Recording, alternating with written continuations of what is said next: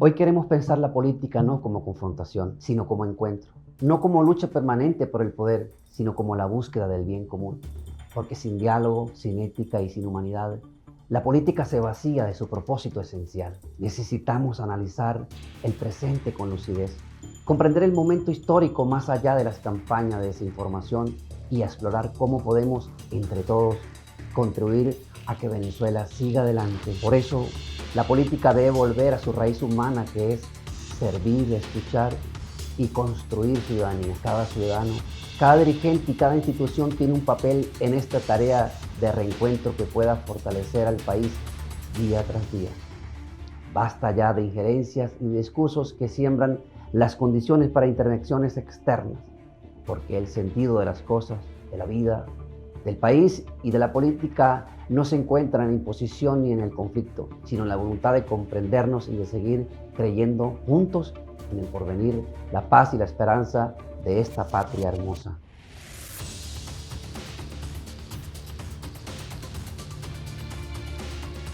En este día, en el programa El sentido de las cosas, nos acompaña una persona importante en el mundo de la política, un ilustre abogado, señor concejal Giulio Cellini. Bienvenido al programa El sentido de las cosas, gracias por venir. Y bueno, vamos a conversar un tema muy profundo, que es lo que a través de su análisis usted lo ha planteado muy bien, ¿no? El despeje, la paz, el diálogo sobre todo de Venezuela. Y en este panorama, ¿a dónde está Venezuela? ¿Hacia dónde va Venezuela en la actualidad? Bienvenido, señor concejal, doctor Julio. Muchísimas gracias en primer lugar, mi querido amigo doctor Cándido, por la invitación a este espacio que enhorabuena está al aire. Yo creo que estos espacios de diálogo y de conversación, de análisis son necesarios y sobre todo con una visión crítica y una visión plural de las cosas, porque al final los países son eso, pluralidad. Cuando vi el nombre del programa, el sentido de las cosas, vinieron dos recuerdos a mi mente. El primero, la letra del Polo Margariteño, que yo soy pues nativo de la isla de Margarita y hay una parte del Polo Margariteño, así comienza, de hecho, que dice: el cantar tiene sentido, entendimiento y razón. Y yo creo que eso ha sido un hilo conductor siempre la búsqueda pues de mis propios criterios sobre distintos temas, la búsqueda del sentido y la razón de las cosas. Entonces, bueno, enhorabuena, estamos aquí en búsqueda justamente de el sentido de las cosas, pero al mismo tiempo en búsqueda de ese sentido común que se debe imponer en un mundo tan convulsionado como el nuestro, y del que Venezuela, por ser un país parte pues de este mundo y de las Naciones Unidas, obviamente tiene bueno, algo que decir siempre y no escapa de las realidades convulsas del mundo entero. Somos afortunados de ser un país que en medio de nuestras propias complejidades internas no estamos sometidos a los embates de la violencia que vemos en el resto del mundo, ¿no? América Latina, por suerte, a pesar de ser un continente profundamente frágil en su institucionalidad y bueno, y todavía un continente en búsqueda de rumbo, es también un continente en el que vivimos en paz. Por supuesto, con algunas cuestiones que hemos visto a lo largo de los años en Centroamérica en materia de violencia, también en Colombia y en Venezuela en menor escala, pero también la hemos visto. Y bueno, yo creo que atravesamos, para entrar ya pues directamente a la pregunta, un momento muy difícil para el país. Son 25 años de una situación política compleja en el país, que ha derivado también en una crisis económica profunda. No lo digo yo, pues lo dicen los números de la macroeconomía, pero también lo ha asumido el propio Estado venezolano, el propio gobierno ha asumido y ha tenido inclusive que virar en su política económica tradicional y dogmática hacia una política un poco más abierta desde el punto de vista económico. Y por supuesto, el tema geopolítico del que no podemos escapar porque somos parte de la comunidad de naciones, que también obviamente afecta la realidad del país en los actuales momentos, porque bueno, Venezuela, al ser parte del mundo, pues lo que sucede aquí tiene repercusiones también a nivel internacional, y lo que pasa a nivel internacional tiene repercusiones internas. Entonces, bueno, yo diría que ese sería mi comentario preliminar para que luego pues vayamos detallando en el marco de esta conversación. Ahora, doctor Julio, en su discurso muy centrado, usted decía la crisis y la institucionalidad de la región. Si bien es cierto, crisis en el Perú, pero Venezuela ha tenido una creciente robustez en el sistema jurídico constitucional, porque es a lo que establece la Constitución. En el artículo 230, las elecciones presidenciales son cada 6 años. Aquí siempre se han hecho elecciones.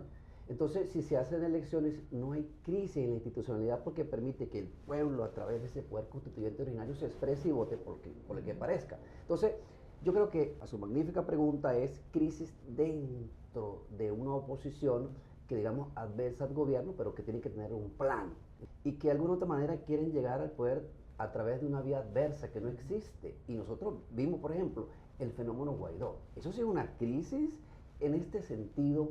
¿Qué ha pasado con la oposición que no ha conquistado los espacios para llegar a través de la paz al poder? Mira, es que yo cuando hablo de la fragilidad de las instituciones, esto no tiene que ver con que las instituciones no existan. Las instituciones existen porque fueron creadas por la Constitución y luego por el desarrollo de las leyes orgánicas, de las leyes ordinarias en sus distintos niveles, pero en la medida en que las instituciones no cumplan rigurosamente su papel, van perdiendo legitimidad en el desempeño. Y eso es lo que se llama, lo que se le conoce en la teoría, particularmente en la teoría constitucional, como desinstitucionalización. Las instituciones existen, tienen unos titulares que las ejercen, pero si no cumplen su función rigurosamente de lo que ellas están llamadas a hacer. Por ejemplo, usted mencionaba la elección del 28 de julio pasado, que para mí era una oportunidad extraordinaria para resolver la crisis política, se produjera el resultado que se produjera por la votación mayoritaria del pueblo venezolano.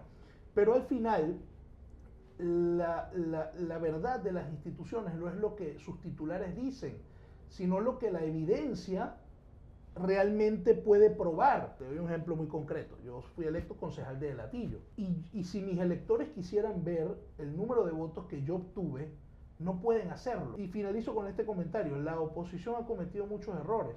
Yo tengo 30 años, yo no soy partícipe ni responsable ni corresponsable de esas decisiones. Yo he buscado hacer política siempre en el marco del respeto a las instituciones y en el marco de unas reglas de juego que, si bien considero que pueden ser injustas o que pueden ser en muchos casos adversas, bueno, son las reglas de juego que están constituidas en la realidad, pero yo siempre creo en el juego democrático. Yo no creo en salidas inventadas, tuteladas por otros. Yo no creo en montajes. Eso, yo creo en siempre buscar los mecanismos que están establecidos e insistir en ellos, porque yo soy civil. También habría que aclarar algo, ¿no? El pasado 28 de julio, el Consejo Nacional Electoral dio un veredicto, un resultado. Hubo un ataque a la página a través de un hackeo del sistema electoral.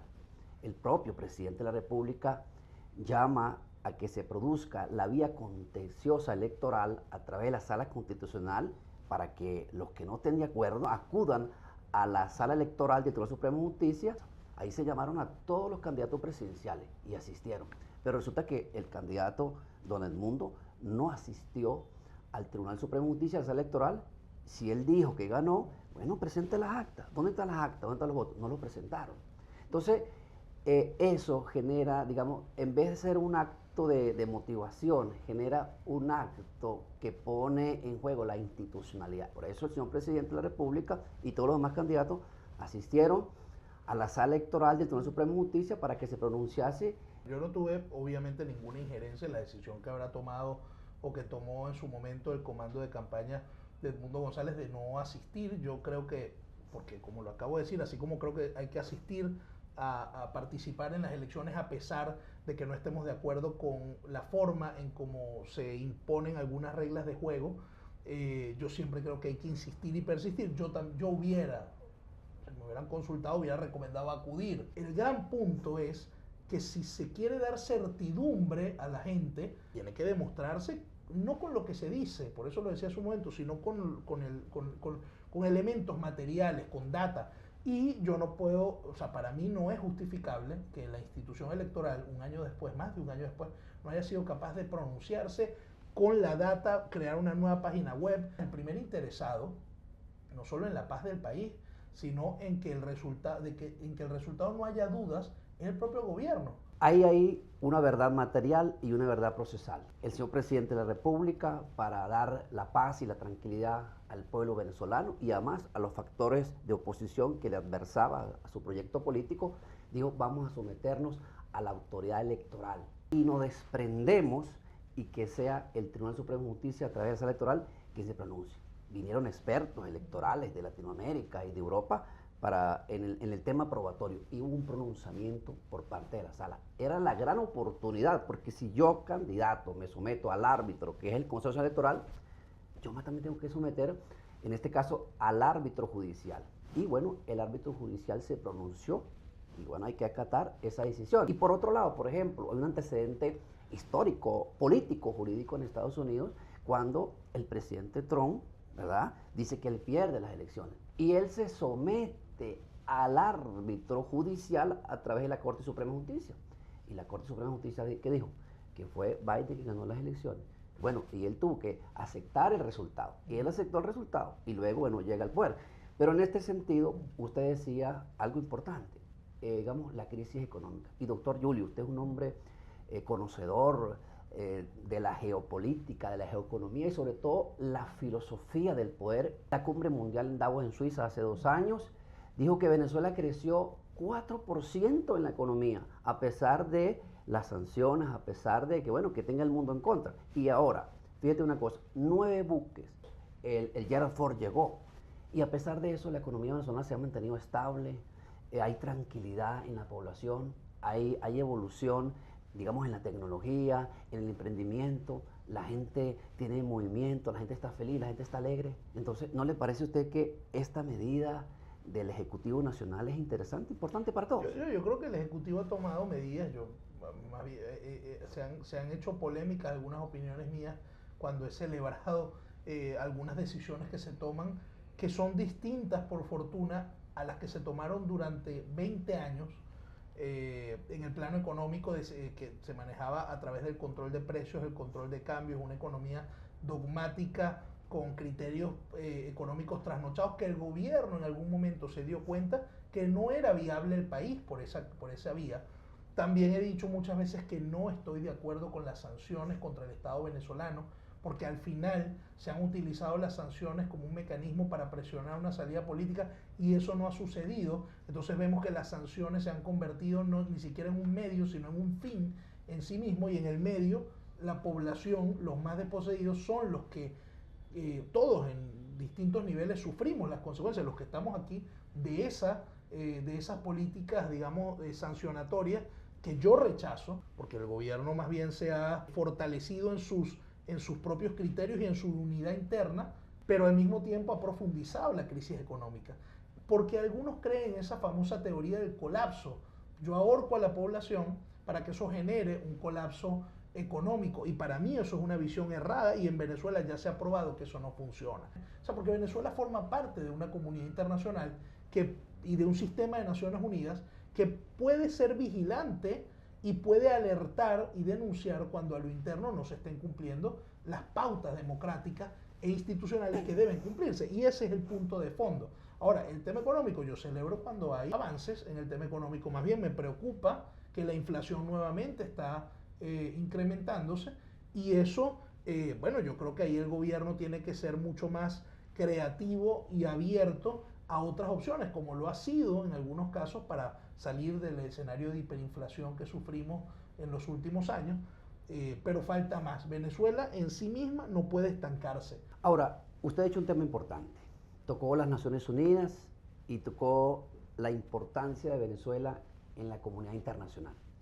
La comunidad de naciones fracasa, bueno, porque no se permitía que pudiera controlar un Estado cuando incide contra otro Estado. Y se crea la Carta de Naciones Unidas en 1945.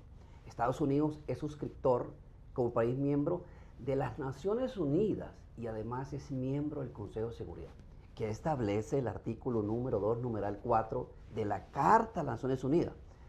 3 principios fundamentales: de la no injerencia, de la libre determinación y de la no agresión. Los 9 buques de Estados Unidos en aguas territoriales del Caribe contradicen los principios fundamentales de la Carta de las Naciones Unidas, el cual él es suscriptor. Usted viene ahora del Vaticano, me contestó mucho que haya estado allá en representación de nuestros santos. ¿Qué dice la Iglesia acerca de la invasión a Venezuela? ¿Cuál es el mensaje de la Iglesia? Bueno, el Papa León XIV acaba de decir pues bueno, que no se puede, que nunca puede estar de acuerdo con mecanismos que no conduzcan a la paz. Y que, bueno, ha sido muy enfático en que Venezuela debe buscar los caminos para la paz. El Vaticano siempre lo ha dicho, se han hecho esfuerzos desde el Vaticano, los hizo el Papa Francisco, estoy seguro que León XIV también los hará, en procura de coadyuvar con el establecimiento de un diálogo político en Venezuela que conduzca a una salida a la crisis política que está planteada ya por largo tiempo y que no es secreto para nadie, y que esa resolución venga de los propios venezolanos.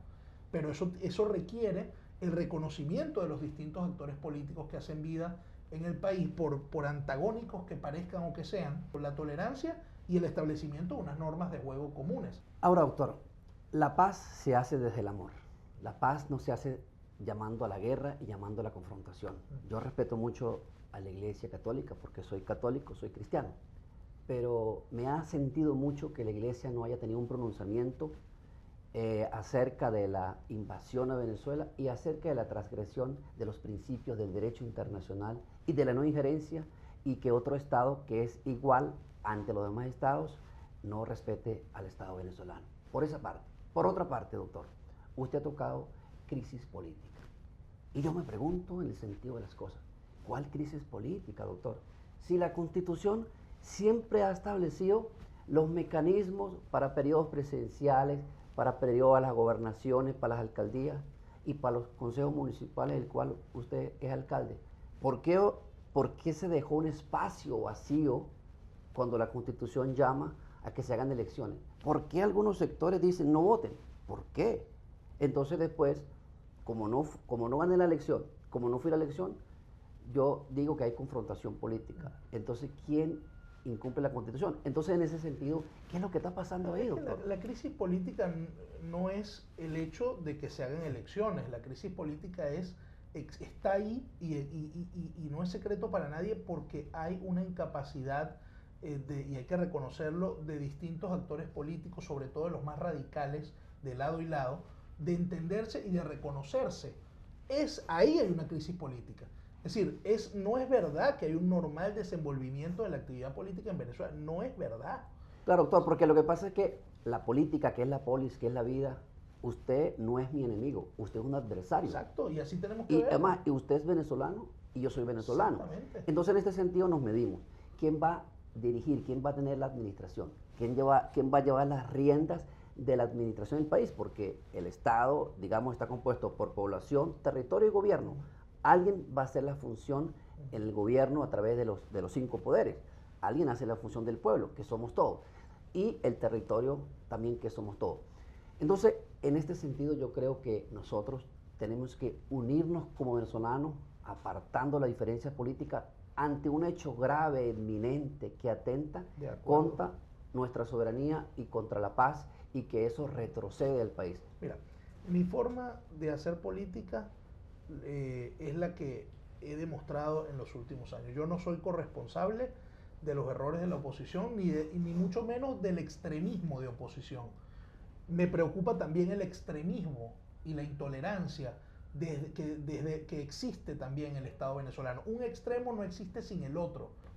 Yo no me inscribo en ningún tipo de extremo. Yo me inscribo siempre en la persistencia de los valores democráticos y constitucionales, sin violencia alguna, expresar mis ideas siempre enmarcadas allí. La violencia, los buques y todo esto, nunca he estado de acuerdo ni lo estaré. Tiene que resolverse la situación de Venezuela de manos de los propios venezolanos, pero tiene que haber tolerancia de los extremos, reconocimiento. Uno pues respeta a la oposición que está aquí, que respetó los procesos electorales y que se midió, pero hay que ver en el caso de ciertos venezolanos que en ciertas partes son cobardes, quisieron utilizar la cárcel como un mecanismo de un Mandela, y eso no pasó. Y se fueron. Y desde el exilio llaman a la intervención, llaman a la agresión, e inclusive ese mismo derecho internacional que ellos evocan les queda grande. Qué fácil es llamar a intervención desde Miami o desde Madrid, respetándolo a ellos porque son venezolanos también como nosotros y también tienen derecho. Pero ahora, nosotros vimos el caso de monómeros en Colombia, vimos el caso de Citgo. ¿Cuál es tu opinión en el caso de Citgo que está confiscado en Estados Unidos y el oro que está confiscado en el Banco de Inglaterra?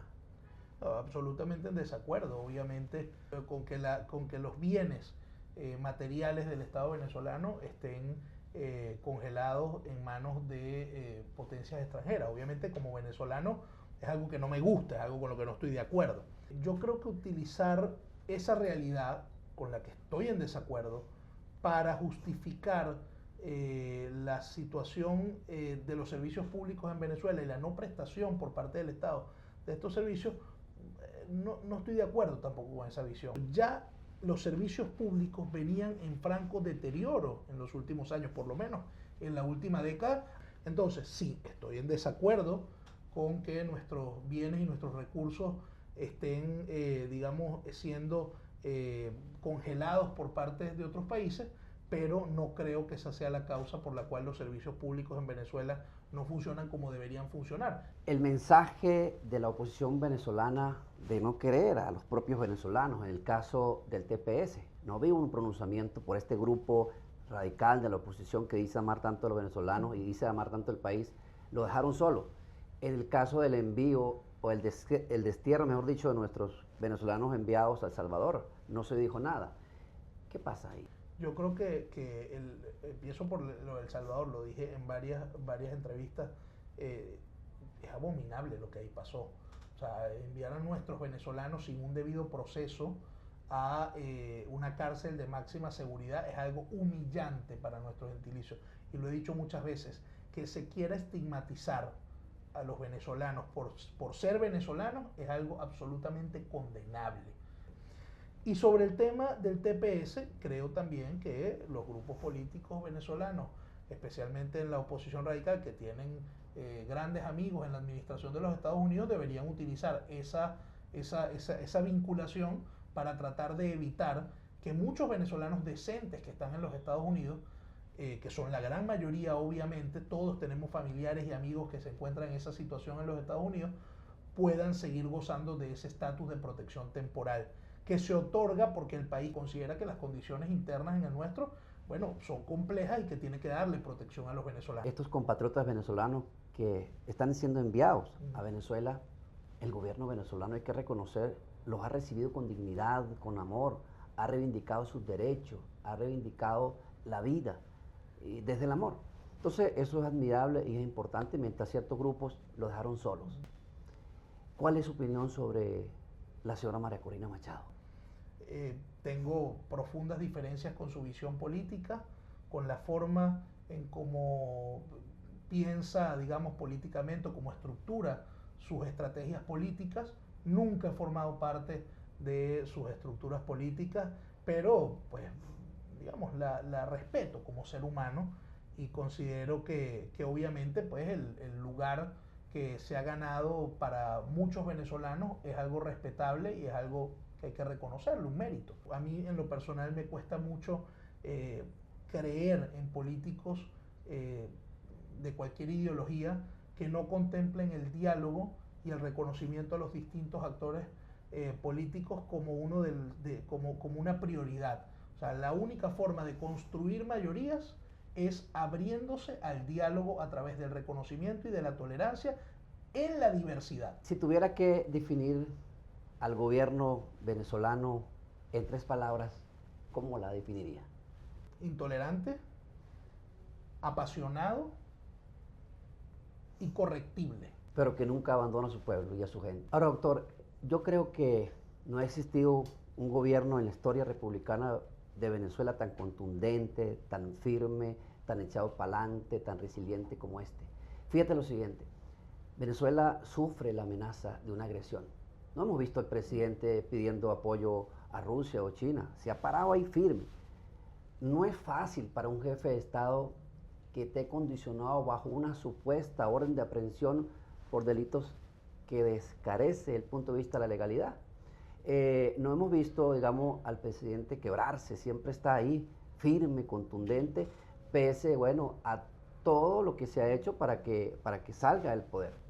Y es lo que establece la Constitución. Ganó una elección, bueno, respetemos, vamos a darle la oportunidad, y yo tengo un periodo de 6 años para volver a hacer política y ganar. Entonces, en este sentido, el presidente pues es jefe de Estado, jefe de gobierno, y quiere y llama a los venezolanos. Ahora bien, como mensaje final, usted es un visionario de la geopolítica, de las relaciones internacionales, además de la educación, como presidente de los egresados de la Universidad Católica. Desde este gremio, ¿cuál es el mensaje? Uno, para decirle no a la invasión, al respeto al derecho internacional, y dos, para unirnos como venezolanos, y tres, para que estos grupos, digamos, de oposición radicales se centren en una filosofía más práctica y que permita llegar.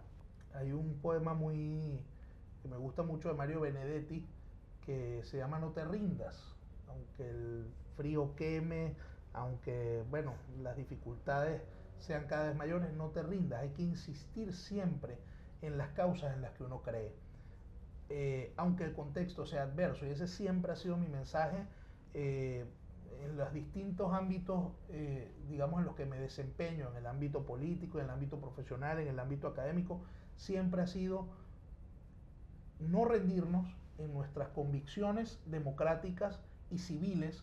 Por eso, como civil y como demócrata, aunque el contexto no favorezca o no sea lo más popular, yo creo que siempre hay que hacer lo correcto, y lo correcto es defender esas causas pacíficas, constitucionales y democráticas, porque no sé hacer otra cosa que no sea eso.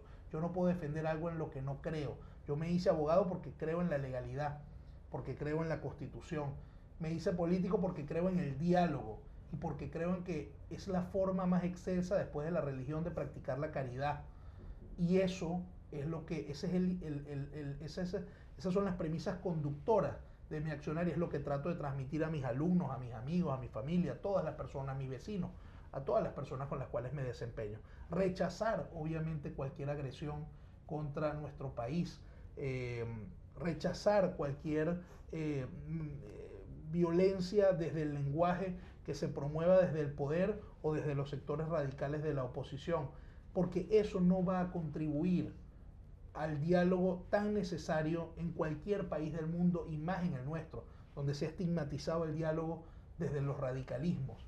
Y yo creo que tenemos que sentarnos y decir, el país de esta forma no es viable en el largo plazo.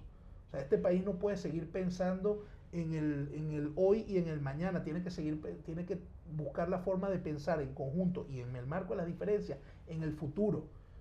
No podemos seguir siendo un país que piensa en el día a día, en el cómo vaya viniendo vamos viendo, en lo que vaya pasando vamos resolviendo. Eso no puede ser lo que signe nuestra dinámica actual. Y finalmente, yo creo que es promover la esperanza en medio de contextos complicados. No solo me refiero al contexto venezolano, que por supuesto es complicado, en el contexto mundial, en un mundo del que somos parte, donde revisamos las noticias y la gran mayoría de las noticias son negativas.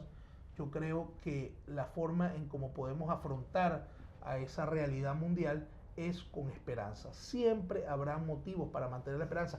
Tenemos derecho a la esperanza, a tener esperanza en un país mejor, en tener esperanza en un mundo mejor, en tener esperanza también en una humanidad mejor y más consciente de los problemas del otro. Ahora, la esperanza es el sueño del hombre despierto que se atreve a convertir en realidad. Venezuela está avanzando, Venezuela pese a todas las adversidades va para adelante y estamos bien.